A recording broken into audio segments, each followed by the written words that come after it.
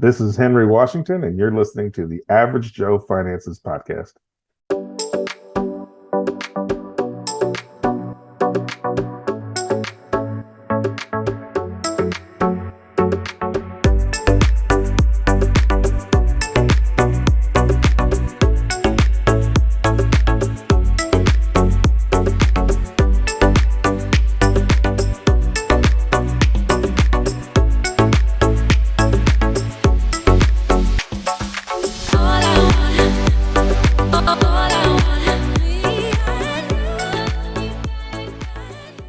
If you're watching this on YouTube, make sure you smash the like and subscribe buttons.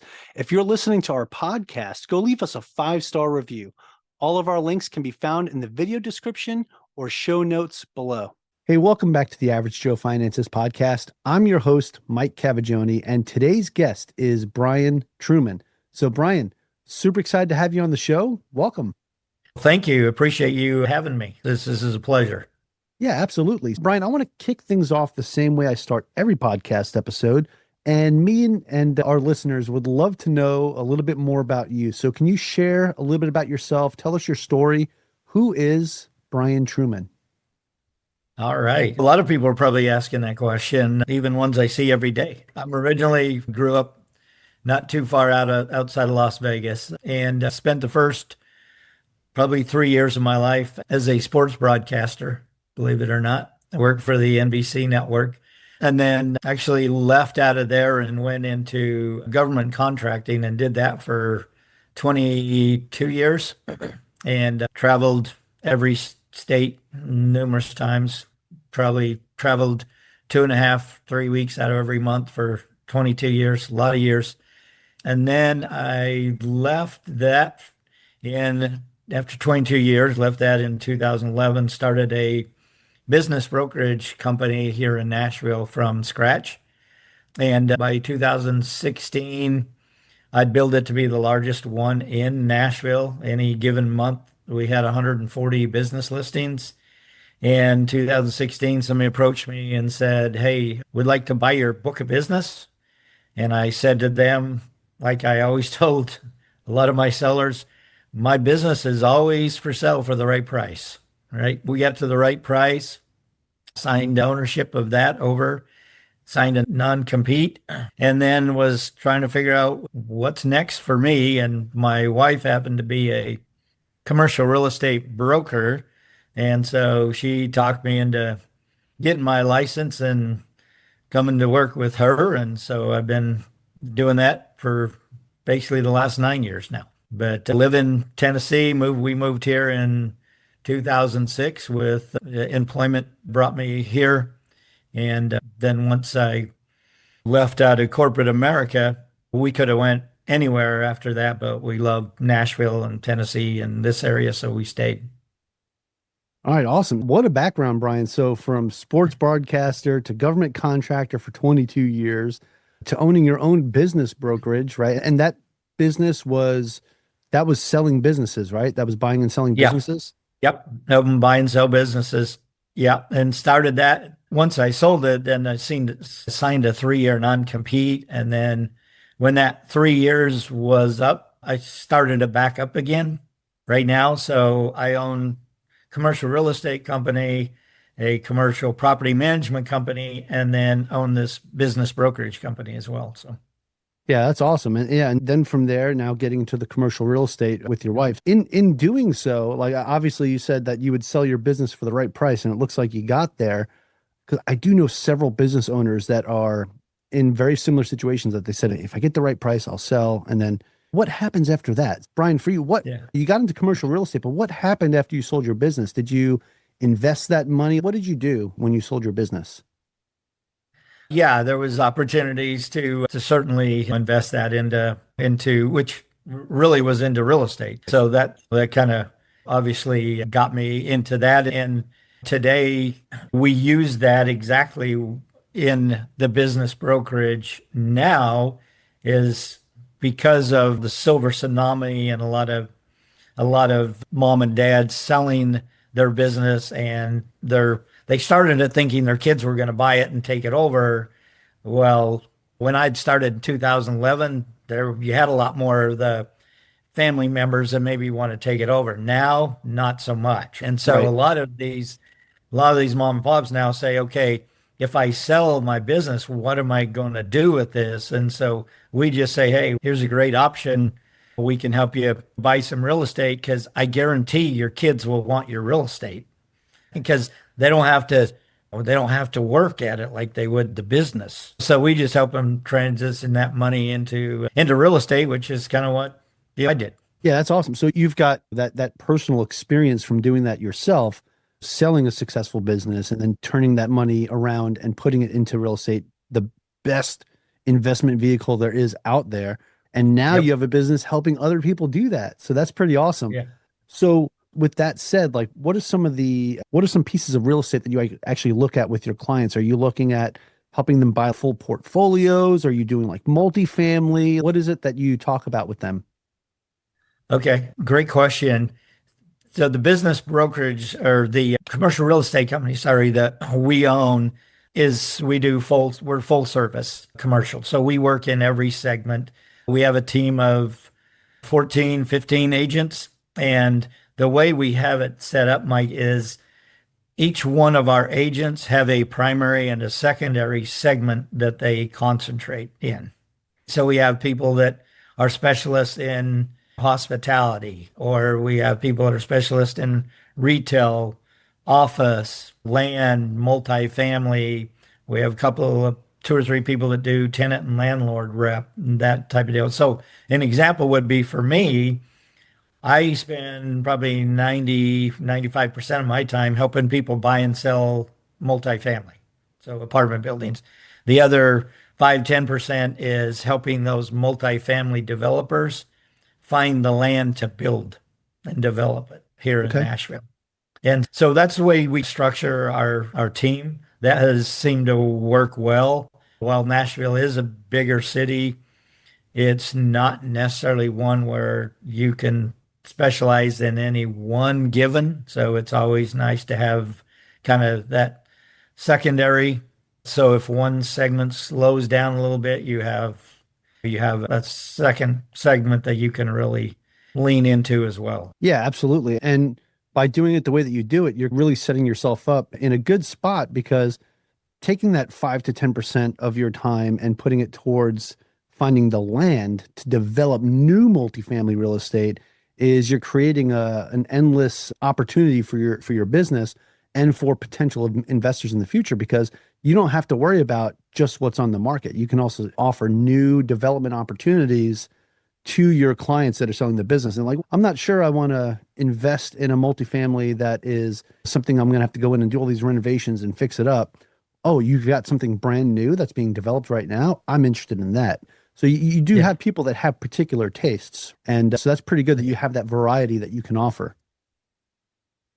Yeah, exactly. And it's nice to help them because you also have kind of a built-in client. Yeah, you can help that developer on the front side purchase that land, so forth. And then once it's built, not everybody's a whole guy. Then it gives us the opportunity to sell it once it's built and leased up. Yeah. So, Yeah. so you basically have your next clientele, same person, but you get to sell the property for them as well. Yeah, that's awesome. And for you, that's two opportunities right there. And for them, Yep. it makes it easy because they don't have to look for someone else.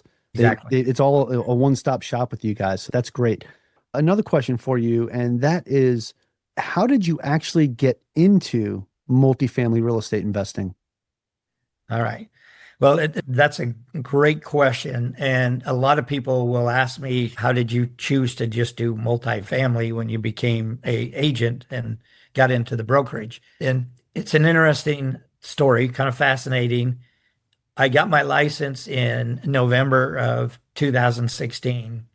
In December, the Saturday before Christmas, what my wife and I were getting ready to go to dinner, and my phone rings. It's 6:30 at night. We're walking out the door, and my phone rings, and I'm looking at it, and I see an area code of 310 that didn't say a name. And I'm like, okay, from all my days of traveling in corporate America, I knew 310 was LA, California.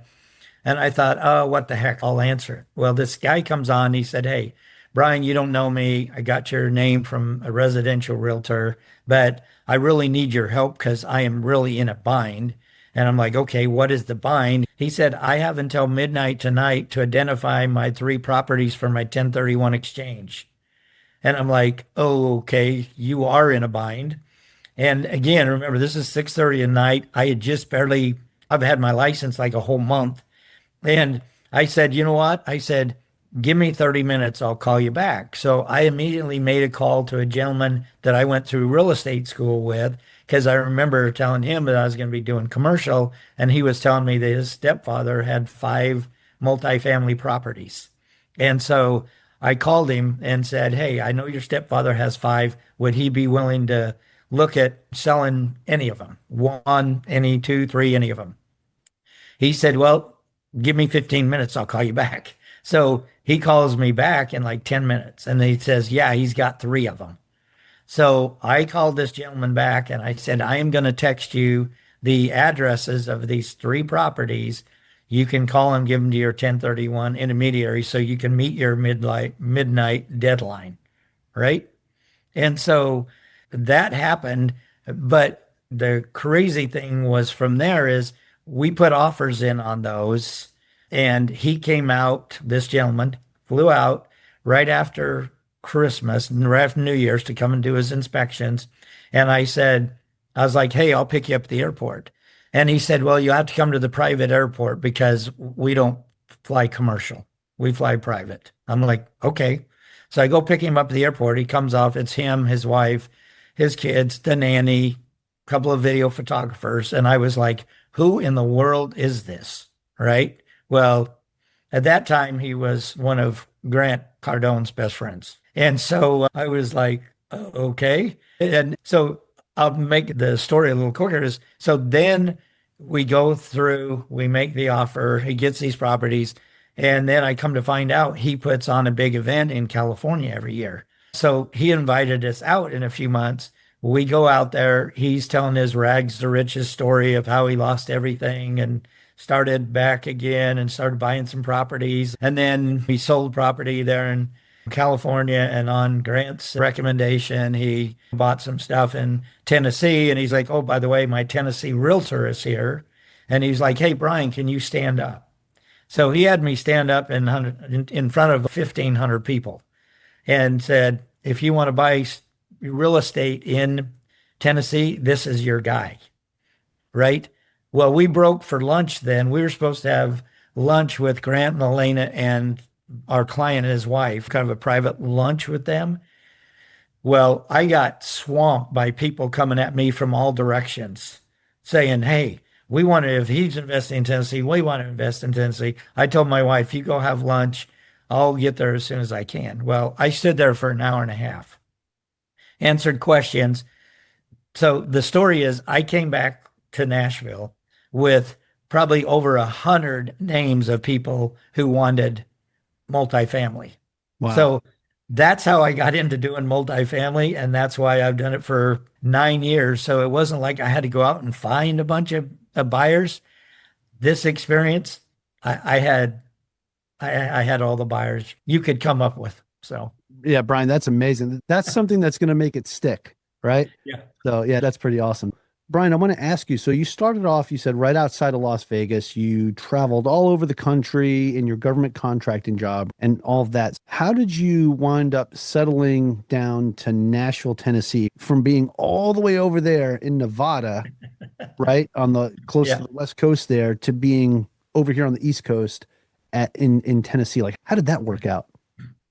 After I worked for the NBC after college, I was fortunate enough to work for the NBC network, get a job with them in Salt Lake City. And normally at a top 40 market, normally you start in Bismarck, North Dakota, or some real small market. I was fortunate to I had done an internship the summer before I graduated with them, and so then they hired me. But to say that, we lived there once I made the switch to go into corporate. Then in the government contracting, my first first job was actually with a company that was back east, right? So we've lived different parts of the country. We lived in Kansas City as well. And then when I went to work for the last company, it was one of those where they were like, hey, since your division of the company that you're running is about 37% of the revenue of our company, how about you move here to corporate and handle all the all the sales really for our company? And so that brought us to Nashville. And then from there, when I decided to, after 22 years, I was done traveling, tired of that. And then just, we loved Nashville and decided to just settle here. Okay, right on. Nashville's the spot, right? And I know, so I invest in multifamily real estate. Obviously, I Yep. don't do it in my own backyard in Hawaii because it is super expensive here, but I do it in other states, right? A lot of times people in multifamily don't invest in their own backyard, but you do. So why the Nashville, Tennessee area? Why is that the area that you focus on for multifamily? Nashville, and I love that question, Mike, because, and I tell people, I probably get about 2 calls a week from folks saying, hey, you know what? We know we need to invest in Nashville or Tennessee. We've been told we need to invest in Tennessee. Well, what is it? Tell us why we need to be there. We just know we need to be there, but why is it, right? And so I always say to them, I'm like, okay, so when you think of Nashville, what is the number one industry you think of? And Music. everybody's like music or entertainment. And I say, okay, so if I told you that was like 5 or 6 on the list, would that shock you? And they're I'm like, shocked. yeah, it would be. But I say, if I told you healthcare is by far our largest industry, would that surprise you? And they're like, oh, yeah, right. And then I run down through the top 10 industries, and then they go, okay, I get it. I see why we need to be there. It's because Nashville is not built off of just 1 or 2 industries, right? Our economy is not built on it's the diversity of the industries that are here in Nashville that drives the growth here. The job growth, we're still at probably around 100 people moving here a day. The economy is still very strong, has been for years. I don't see it slowing down at all, Mike. It's going to keep going with Oracle now moving their world headquarters from Austin to here. One of the main reasons is because they do so much in the healthcare industry, and that being the largest segment here. And I always joke in the side note, it's just more of a joke to some of these people, but when they call me and if it's a gentleman or something, I'm like, yeah, I was like, yeah, I don't need to pry. If you are single, this is a great place to be because healthcare is number one, and it's almost 2 to 1 the number of females than that is males here. So if you're Oh, not, wow. so if you're single, this is not a bad place to live. So it's Okay. more Right just on. the joke of it all, but it's pretty funny. But that's really the reason. It's just the diversity of industries. Yeah. So people are looking to hear different people, whether it's Grant Cardone, some of these people who invest here in some of this area, they tell a lot of their people, students, mastermind groups, whatever. You got to look at Tennessee and that area. Yeah, I would have never tagged Nashville for being like a healthcare hub, with Yeah. that being the number one industry there. That's Yeah. very surprising news to me. Oh yeah. Which, when you think about it too, like the healthcare industry, that's a lot of times there's some big dollars tied to that, right? And with Very. dollars comes big investments and big Yeah. opportunity. So now it makes sense when I ask you that question, why Nashville? That makes a lot of sense. With that said, with healthcare being the number one industry, how is multifamily such a big or making such a big impact there? Just going back to that healthcare too, you look at it. So you have Vanderbilt Hospital, you have you have the Children's Hospital that's here. HCA is headquartered out of here. Community Health, HCCHS. So you have the 3 largest owners of hospitals around the country are all based out of here. Besides having Vanderbilt and the research, and Carroll Jr.'s the children's hospitals here and things like that. But with the multifamily, it's Amazon didn't come out and say, "Hey, Nashville's our new hub," but it's one of the two or three new hubs, right? It's bringing. So Oracle's bringing a little over 12,000 jobs. They just announced they're buying some more property. Lyons Bernstein from Wall Street, they moved here. Bridgestone has moved to their corporate stuff as everything is here now. And there's just, like you say, there's 100 people moving here a day and they have to have somewhere to stay. And so that's what's driving the multifamily, especially in the core area downtown. The majority of all that is new Class A stuff. And then other investors are looking at some of the tertiary markets, some of the surrounding markets is really where you can get your best deals in the multifamily here. Yeah, absolutely. So Brian, so let's say working with you versus working with any other broker out there when it comes to finding multifamily or commercial properties, why would working with someone like you be different than working with any other broker? I think there's a couple of key things for us and our brokerage, and especially me. I'm very much a relational guy. So it's all about relationships to me. There's too many brokers out there that are transactional. They're just looking for the commission. I call it they have commission breath instead of looking at trying to build relationships. The other thing that we do is we spend a fair amount of time trying to find those new next emerging markets.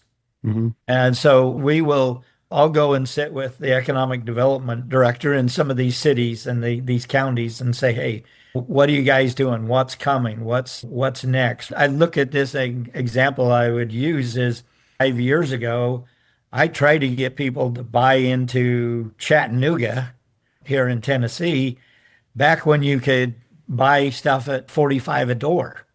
Right. And I was telling them it's blowing up down there. Volkswagen's putting in their new plant. Just Google's doing that. I just went through all the stuff that was happening there. And everybody was like, "Oh, no, we don't quite want to go there yet, blah, blah, blah." And I was like, I'm telling you, you buy now at 45 a door, within 2 years, it's going to be like 80. And now you look at it, it's like 120. Yeah. So I have some of my clients where they'll tell that story and they'll say, "Yeah, I should have believed Brian 5 years ago. I trust him now. I should have believed him back then." And so I guess our thing is, Mike, is that we try to find those new emerging markets so that our clients can really get the best deal and know that they're getting a massive return on the property they purchase. And it's all about relationships. And I tell people, a lot of my clients today are the same ones I started out with 9 years ago. I know them. I know their families. I know their kids' names. I know what they do. It's all about relationships.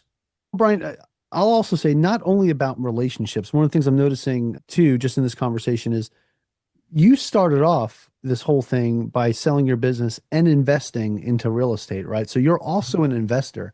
So there's certain things that you're looking out for that maybe other transactional brokers aren't really looking at. One of the things I'm noticing right now, just from having this conversation with you, are things that I look for in operators that I invest with, because I'm a passive multifamily real estate investor, right? Yeah. And one of the things I look for is someone that's looking at specific trends and looking at what the job market is doing, who's moving here, what kind of jobs are they bringing, how many jobs are they bringing. And the fact that that's immediately what you're talking about tells me in your head, you're thinking like an investor. You're not thinking like, "Oh, I just need to make this deal happen so I can line my pocket." No, you're like, "Hey, this is going to be a good deal for you and it's going to be a good deal for me because, if it's good for you, it's also good for me because you're also in that investor mindset."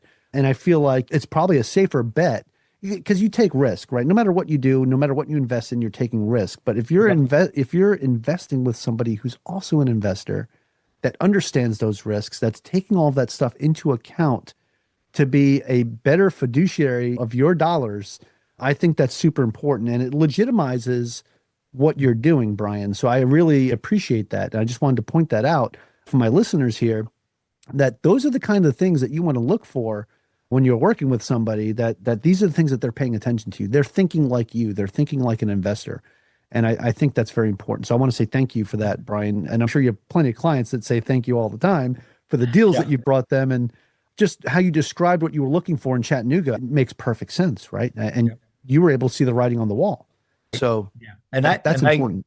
And thanks for that, Mike, because that is so true. Because when I'm looking at deals, and a lot of people trust me enough to know that I'll just, to your point, to me, I've owned a business, I've sold stuff. It's not like I'm out trying to make $1 million and I have to have this sell in order to provide for myself. I look at it and go, okay, so would I buy this property? Would I invest in this area? And to your point, that way I'm looking at it from the standpoint of, okay, if I would invest in this, then, and I tell people I'm a straight shooter, right? What you get. And so if I don't think it's a good deal and I don't think it's a good area, I'll let them know. I'll say, hey, it's your decision. But if it was my dollars on the line, no, I wouldn't buy here. I wouldn't invest in this property. I wouldn't do that. It goes back to, like you say, as a broker, I have a fiduciary responsibility to try to look out for my clients. And so I'm just very much a very straight shooter with them, and let them know my opinion. Yeah, 100%. So again, like I said, I appreciate that, because when you come into this and you're somebody that has done the actions already, that has been through the motions, that has done this before, it carries a lot of weight, at least to someone like me who really likes to vet who they invest with. And I think that's important. And something else I want to ask you too now, Brian, because we've talking about what you do, right, with helping business owners get to the point where they sell their business and then invest in real estate. It makes it feel like that multifamily real estate is a wealthy person's game, but it's not. No. So I want to touch on that a little bit, because I'm comfortable. I wouldn't call myself rich, but I would call myself comfortable. And I invest in multifamily real estate, and I'm not like some ultra wealthy person. So how is it that somebody, your everyday average Joe, right, could get into something like this, multifamily real estate, or even starting a business to build it up to get to the point where they could sell it and get into multifamily real estate? What would you say to somebody like that?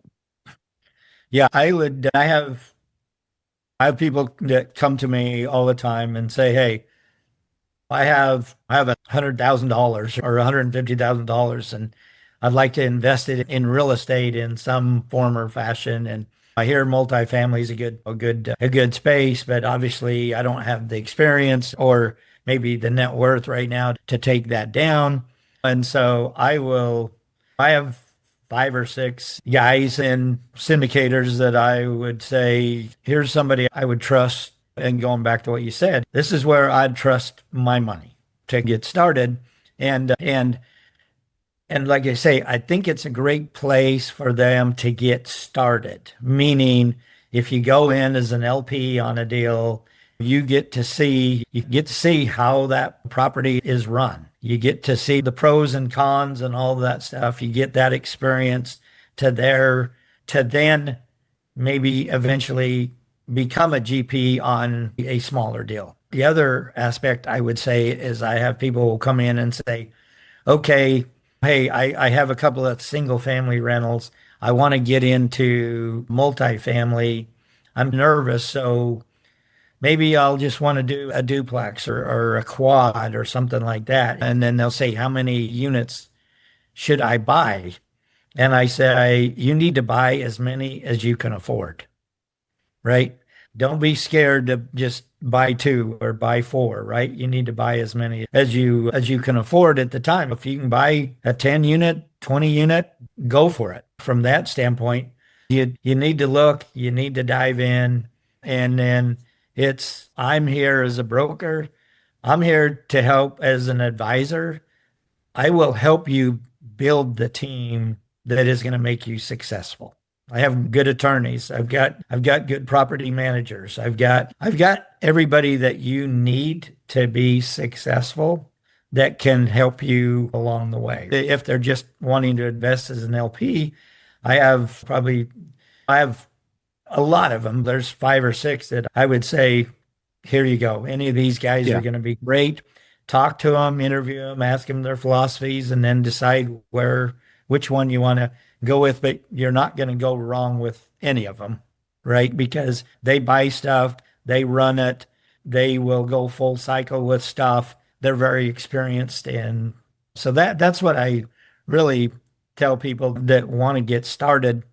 But you have hit on something, Mike, that is vitally important to me.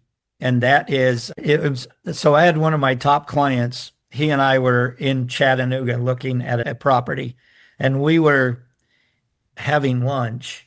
And he was like, "Hey, Brian," he goes, "So what's the favorite part of your job? And what do you really like to do? And what gets you up every day to do what you do?" And he said, "I imagine it's the money." And I said, "Actually, it's not." And I said, just like you, this is this investor. I said, multifamily, you can underwrite multifamily on the back of a napkin and know whether it's good or not. I said, but you also like to invest in industrial because you can look at a property and envision what you could do with that. And it's the excitement of turning that into something that nobody else maybe can see, right? I said, that's what drives you. I said, for me, what drives me, and this again goes back to I'm not at a place where I have to worry about selling 1 million properties to survive, is I love to work with those first time investors that are investing in multifamily, right? I love to invest them because I can tell them, you know what? I can work with you. I can put you on a path that 6, 8 years from now, you can do what I call live a life by design. You will be making enough money off of your investments. You can choose to do whatever you want. I have clients who have done that, and they rent out their properties here in Nashville and they travel the country and whatever. Now that's probably not what I would do, but that's what they've chosen to do. But it's the fact that I still help them even today as they're out and about, but it's given them that financial freedom to be able to choose that life by design. So that was probably a long way from answering that question, but I just wanted to tell you what my passion is for this. So. No, definitely. And I can tell, Brian, it's how you've built relationships over the years. And I think it's a very important part of being a successful real estate investor is the network and the people that you surround yourself with, right? And the fact that you've got so many good operators in your pocket that you would recommend to somebody to come in as an LP that you would trust your dollars with is super important. And that's super valuable because I know I probably have some listeners right now that are like, hey, I've got some money sitting to the side that I want to maybe do something with and invest in multifamily. I just didn't know where to start, that maybe this might be a good place for them. Yeah. So I think it's really important. And one of the things that I've said multiple times as I have multifamily investors on my podcast, the most important thing you can do is vet the people you're working with, because you are, especially as a passive investor, you're turning over your money and you're saying, I trust you, right? And I trust you that I'm going to get a return on this, and then I'm going to get all my money back in on the back end. And it's super important that you find the people that you can trust, and you find the people that have done this successfully over and over again. This just raises your comfort level, because it's a very scary thing when you're handing over large sums of money, especially when that's all you really got. Now, I'm not saying take your life savings and go dump it into multifamily. Yeah. I'm saying if you've got an extra 50, 100,000, 150,000 sitting around that you're just not sure what to do with, real estate's a very good option.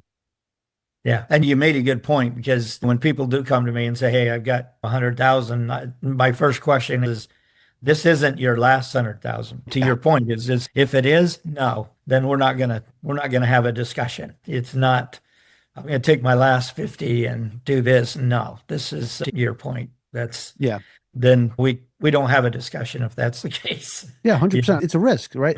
Everything's a risk. Any investment you ever do is a risk. So you always have to look at it through that lens, that you are risking this money by investing it. Now, how much of a risk do you want to take? And that's what's your comfort level and who are you working with? And that's why I think it's really important to vet the operators and vet the people that you work with. And because you can ask them you're going to sit many... through presentations that are going to have some really awesome slides. And this looks really cool. Oh, this looks great. This is such a great return. Awesome. And you didn't vet that person. And all of a sudden you're like, hey, what's a capital call? Why am I having to invest more money? I thought I was only putting this much in. I was going to get this much back. What's going on? And that's why I think it's really important that if somebody tells you, hey, we're looking at this market for this reason, go look that up, verify that information, go call other property managers in the area and verify how much people are paying in rent in those areas, and or like a newly renovated property or brand new property. How much are people paying there? Because if you're investing with somebody that's saying, yeah, we're going to renovate this place and take the rents from $600 a month to $850 to $1,000 to $1,200, you need to verify that people are actually paying that amount in that area.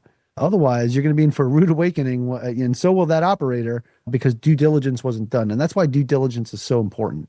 Yep, exactly. Yep. They need to, you're right. You got to do your due diligence on the operators. And that's another reason I like to have them say, okay, here's properties we've taken full cycle. And it is just, I'll speak to groups and they want to talk about working with brokers, right? They'll say, and for some reason, a lot of new investors or whatever, or even seasoned ones, sometimes they think brokers are a little bit scary, right? And I'm like, I'm not really a scary guy from that standpoint. But one of the things that I ask for them to send me is, I say, send me a real estate resume, right? So going back to your fiduciary responsibility, right? So if I'm representing a seller, I want to see a real estate resume from anybody that is wanting to offer, or even if it's a group that calls me and says, hey, Brian, well, I want to invest in Nashville. I want to get into that market, blah, blah, blah. I'll say, send me a real estate resume. I want to know who you are. I want to know what properties you've owned. I want to know who your partners are, who's on your team, what properties have you taken full cycle. I'll do all of that stuff. I'll go to the point of, somebody will make an offer on one of our properties and I'll ask him, okay, do you have any other properties under contract? What's the last property you guys purchased and where was it? And who was the broker you worked with? And I'm like, do you mind sharing me his contact information? Maybe it's in Houston, right? Like one I just had. So they were like, yeah, we're buying this property in Houston as well. And I said, do you mind sharing? So I called the broker in Houston and said, hey, this is who I am. I understand this group is getting ready to close on this. How have they been? How have they been to deal with? What's your experience? And then they told me when they was closing, and I'm like, okay, you're closing before us. And what's your close date? And so he told me, and I said, okay, I'm going to call you the day after close to see whether you closed or not on it. And again, you're so correct in due diligence. So whether it's you as an investor, whether it's me as a broker, doing due diligence on the people that I work with, right? I'm representing my seller. I'm going to do all the due diligence I can on the buyers or whoever's looking to go under contract. And I tell people all the time, as a broker, the reason I want to see this real estate resume is to really be able to tell, are these people closers? Because there's a lot of people who will try to put a property under contract and then never close on it. They just want to hurry up and put it under contract. And I'm looking at it going, okay, are they a closer? And I have sellers, and I've experienced this many times, where we have taken an offer that is slightly lower than another one because that group can close. And so it's just part of your doing your due diligence on people. Yeah, 100%. 100%. So Brian, lots of great information, lots of golden nuggets out of this conversation. I'd like to transition this now into something that I call the final round. Sure. It's where I'm going to ask you the same 4 questions I ask everybody that comes on the show, and it gives us some better insight to Brian under a little bit of pressure, but it's really not that bad. So if you're ready to go, we'll get this party started. All right, let's go. All right, let's do it. All right, so Brian, the first question of the final round is, what's the biggest mistake you've ever made when it comes to your finances or business life? not leaving corporate America a lot sooner. That's fair. That's fair. Okay. And why would you say that you would consider that a big mistake? I just Just kind like of to a be able follow-up to, to that. yeah, I like to be able to control my outcome. And I was in corporate America making them a lot of money and not me. Yeah, I did just fine. Don't get me Yeah. wrong, but being able to control my own destiny, yeah, I looked at it and said, man, I should have left a long time ago. Yeah, that's That's the fair. biggest regret I have. That's fair. Okay. Next question of the final round, Brian, you'll see these kind of tie into each other is what is something that you've learned that you wish you knew when you first started out? That I would have got into investing in real estate a lot earlier in my life. And you'd almost think that I probably would have thought about that much sooner because I grew up with a father that was a builder. I helped him build homes since I was like 14, but it never really registered when I was early in my career in corporate America of, hey, you got to take some of this money and invest it in real estate. So I wish I would have got into that game. Like some of these guys I work with that are 25, 28 and doing that, yeah, I'm jealous of them because I wish I would have got started like they did. Yeah, 100%. 100%. Okay. Or a young guy like you. I'm not that young. I've already retired from my first career. All right, awesome. So Brian, next question I have for you, and again, like I said, these tie into each other. Do you have any tips or tricks that you would recommend to someone that is just getting started out today? Yeah, I would recommend they find the right broker, and I'd recommend that they interview as many as possible and go have coffee and lunch with as many as possible. Because if I don't know who you are, I can't help you, and neither can anybody else. And so I tell people all the time, new investors, I was like, you can come and have coffee with me. I would say have coffee with every broker here in town. Yeah, that's fair. That's fair. Okay. And then the final question that I have for you, and actually I want to touch on that real quick too. That is part of building that network that we talked about earlier. And that is super important. So before I get to this next question, it's one of the things that I talk about. If you're going to be a real estate investor, you really want to put time into your network and who you surround yourself with. So I think that is super important. So yes, that is a Yeah. great tip. Go have lunch with them, go have coffee and chat. And it doesn't even necessarily have to be about finding that next deal. Just get to know them. Start Yeah. building that relationship. I think that's Yeah. super Yeah. important. Yeah. Yeah. So your network is your net worth. It's such a cheesy And saying, but it's so yeah, true. it's It so really true. is. And to your point, some of the new people, I'd mention there's 4 or 5, 6 guys I would really tell them I will say, you know what? Those guys are good with their time. Call them, go have coffee with them too. They'll tell you how they got started. Absolutely. Absolutely. All right, Brian, final question of the final round for you. And that is, do you have a favorite business, investing, or real estate related book or podcast or both? Oh man. That's a tough question because I read so much and I don't know if I would say real estate related. I would just say read as many as you can get your hands on. I just finished Never Split the Difference with Chris Voss. I mean, that was an incredible book. I try to get through a book every couple of months. And there's a ton of real estate books out there as well. But I just say just be a continual learner. Education is what it's all about. From there. Favorite podcast, The Average Joe Finance I Podcast. appreciate that. I really do. Awesome. Okay. So, Brian, that is it for the final round. You can pat yourself on the back. You survived. Like I said, it wasn't that bad.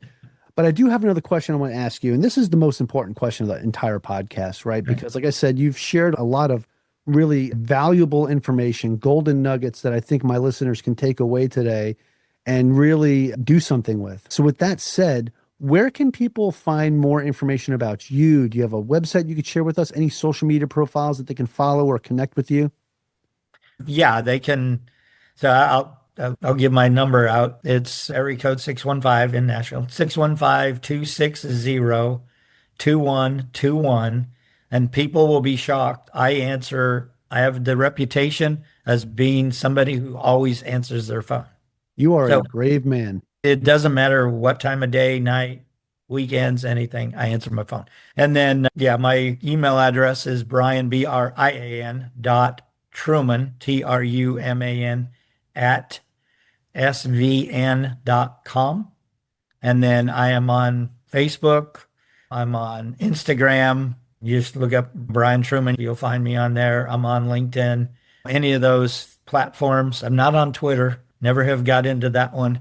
But the other three, I'm on there. I'm happy to answer any questions, take time to chat with you. I love adding value to people. Awesome. I love it. And like I said, Brian, you are a brave man for putting your phone number out there like that. Hey, I'm going to make it easy for our listeners. We're going to have all that information in the show notes for you. So that way you can go ahead and give Brian a call or click away, get to the website. But you guys know the drill. If you're driving, please don't do it while you're driving. Wait till you're in a safe place.